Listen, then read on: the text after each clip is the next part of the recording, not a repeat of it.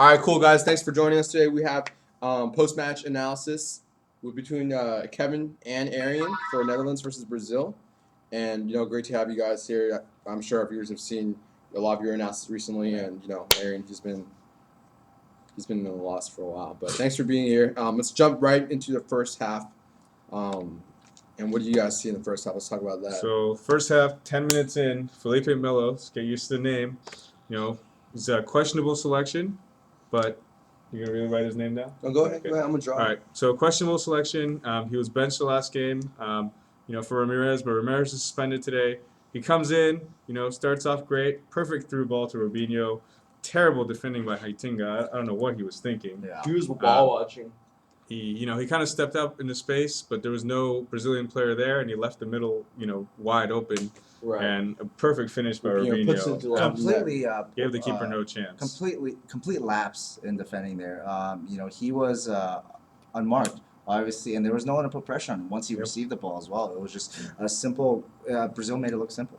Absolutely. So that was a start. After that, credit to the Dutch. They actually counterpunched after the goal. They gave it, They did well for 15 minutes, I'd say. Yeah, they had a good little, spell of pressure. They were able to give the ball to Robben a few times, but Robben was just not able to penetrate because there's no right back coming up forward. Why don't you ask Kevin about that? Yeah, I did pick Robben to be the X factor for my pregame, and the thing was, he had some opportunities. The right back was not aiding him in the first half. They weren't able to spread out that defense, and Bastos being the least experienced out of that fullback line, I did feel that that was the Dutch's chance to exploit that. However, Robben, like Messi, he's going to drift onto his left foot and go towards the center, but the Dutch needed to give him that extra width to help spread out that defense. Because as you saw, when Robben pushed inside, Brazil just compacted that defense and pretty much suffocated him, and he had no support. No time. And also, whenever he did have that support, Felipe Melo was Michel Bastos was in a lot of trouble. And yeah, he had a yellow card and a half when he left the game, at 60 minutes or so. Who was supporting him? Who was that guy coming down the right side? I forgot the Dutch right back's name. But, my bad. When he did make those runs, it was very effective. Very effective, yeah. Very effective. And then let's talk about Brazil's performance in the rest of the first half. Yeah, after the counter punch, they had two chances to really go up 2 goals. One of them was on Kaká's foot, and he killed that ball, and fantastic save. Fantastic. He was completely outstretched. He was like this, bam, off the fingertips. And the other one fell to Juan, and it was a glorious chance that he hit over the bar. And, as we were watching, we were like, man, if that fell to any other player on that lineup, that would have been a goal. Maybe not Melo. I think Melo could have nailed it. He could have nailed it, but it had to be Juan. Yeah, the Dutch looked a little slow defending on all aspects. It seemed like the only way they were able to stop Brazil's flow was to actually commit the fouls. Mm-hmm. Their ability to counterattack was just tremendously fast. The Dutch just couldn't do anything. Van Balmo was having, to me, a relatively lackluster first He was walking around. He was as slow as me. Couldn't have been much worse. Yeah. And they just looked out of sync for the first half. I know that's so general, but when Brazil was attacking coming down, they're just able to spread as their their right wingers were going downfield. Disagree with me if you guys want, but they had a lot of space to work with. Yeah. Yeah. Right, so let's talk about the second half, Kevin. Brazil started out well. They started out possessing the ball a lot in their first 5 minutes. That goal definitely forgot. There were some half chances, but nothing really noteworthy. No threatening chances. But once Sneijder had that goal, I guess they declared an own goal. That definitely changed the momentum a lot. But let's talk about the goal. Yeah.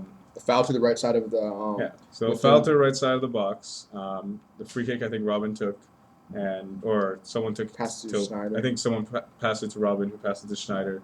Sneijder with a beautiful cross into the box, and then the miscommunication between the keeper Cesar and Felipe Melo, which was well. Kevin, what do you think? Do you think it was the defender's fault, the keeper's fault, or miscommunication? I would say it would be defender's fault in this. Mainly because Julio Cesar is definitely a world-class keeper. For sure. I think he's one of the few keepers that you see make mistakes like that. I think he definitely communicated. I just think the defender didn't pick up on it. And that was a signaling of a tale of two halves, not just for the teams, but for one player in Felipe Melo as well. And that was really the beginning of the end for Felipe Melo's mind.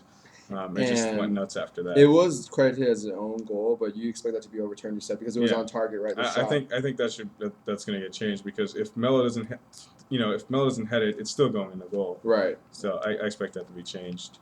And then from that, the Dutch really caught fire. They caught that win. And that led to a corner, which was beautifully flicked on by Kuyt, and then hammered home by Sneijder. Yeah. The defending on that set piece was poor. Yeah, a lot of open Netherlands. Especially, I mean, Sneijder had a good couple. He was wide open, and there was someone else at the back post that was too. The closest defender was Felipe Melo. Wasn't able to pick up on. There was at least a 4-yard circle. Yeah. There was a 4-yard circle of space around Sneijder when he hit that. And, and Melo was the closest. Maybe it wasn't Melo's fault, but he was the closest defender to him. I don't know how you can leave someone that open on the 6-yard line off a corner kick. But for non people that don't play soccer or football, they'll say, well, people can't expect Kuyt gonna head it back a little header, so they can't react fast enough. What do you say to that? But you still need to pick up the men in the box. Yeah, right. No ball watching. Yeah. You can't leave people wide open in the box. Yeah. Even if the ball doesn't get to someone, you need to be covering that person. Right. Head on head. So. And then with that, the Dutch were confident. They picked up their ability to actually go forward and put some threatening chances on net. And then Melo gets the foolish red card, in my opinion. Very foolish. This is the end of Melo's mind. Right there. He completely cleated the person's thigh, and still in me, I thought that was only going to be a yellow because I'm not as pro as these guys, but it reminded me of when Rooney stepped on someone's balls, and I thought you only get rid of step on someone's balls. But no, any intent that's not related, because the play was over. He was already on the ground. Right. There's no need for a stomp. That's ridiculous. Yeah. And you're never allowed to use your spikes as a weapon, and that's what he did. And it was an automatic red card, and everyone knew it. Yeah, and to force Brazil to change their tactics, they had to push Lucio up, with him being sort of the target man due to his size. And this goes back to part of my pregame talk. The Dutch had ample chances to make it 3-1. Yes, 4 chances in fact. And the fact that they are unable to finish the team and fully close it out scares me a little bit. I do think that is a weakness of theirs. But they had plenty of chances to make it 3-1, to make the game out of reach, but they just didn't, and it definitely made things interesting. I'll run the chances real quick. Robben, one time, was on the right side all by himself. That was his first chance. Second chance, Kuyt from the left. He was open as well, but he gave the ball up. And then Huntelaar, when he came in as a substitute, he was completely open, and he hit it at the goalkeeper. And Robben, at I think stoppage time, he had another chance when they thought it was offsides, but they just put it back. And those mistakes can cost you. And don't forget, Sneijder had the chance to go for the hat trick. Hat trick, yes. Right. It was a little bit disappointing. I would have liked to see that. Very exciting. And Brazil had some chances late, especially on the corners, but nothing really doing. Nothing, no great chances. But they had, they kind of put up some resistance. They were getting really frustrated because there was a lot of incidents where the Dutch fouled them, and they fouled a lot this game. Now let's talk about that. What do you guys think about how did the ref do it in this match? Did he do a great job? Was he a little bit biased?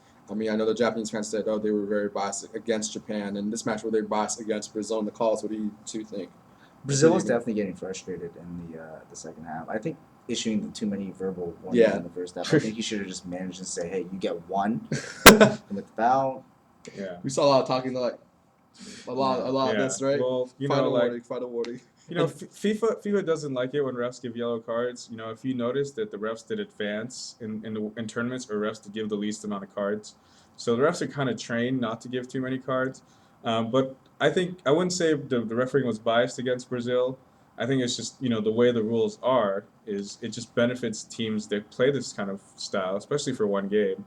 I feel like under the circumstances of having already had a player sent off, the Brazilians had a right to feel that one of those challenges that the Dutch did should have merited a second yellow, and especially on Van Bommel, who had I don't know how he didn't get a red card in this game. Right, and the handball. And the handball was on Sneijder. I think that would have been his first yellow. His first yellow. But and I feel like I wouldn't say the referee was biased against them, but I definitely feel like Brazil got the short end of the stick in terms of referee. Right. I mean, there is a defining line between when you don't want to give out too many yellows, but you have to know when to give out that first yellow. And you can sense frustration. Right, Dani obviously went to the ref. He's like 1, 2, 3, 4. How many times? Like how many warnings you have to give? You know. Absolutely. But so let's talk about man of the match.